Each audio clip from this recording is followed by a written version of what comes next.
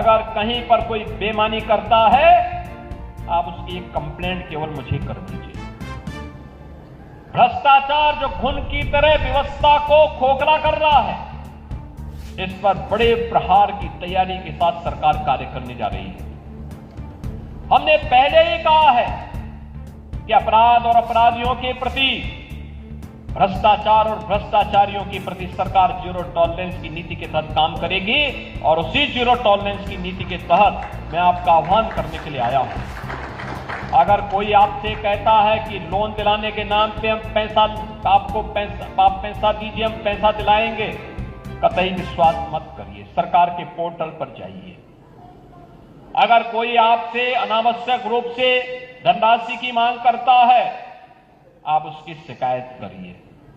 हम उसकी जांच करवा करके जवाबदेही तय करवा देंगे वहां पे।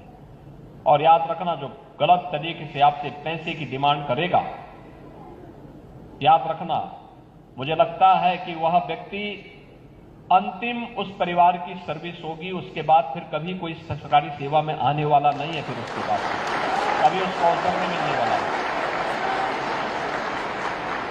इतनी बड़ी कार्रवाई कर देंगे कि वह एक नजीर बन जाएगी।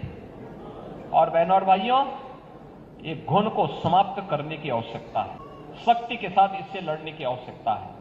और ये तभी हो सकता है जब समाज सरकार के साथ खड़े होकर के इससे लड़ने के जज्बे के साथ तैयार हो सके।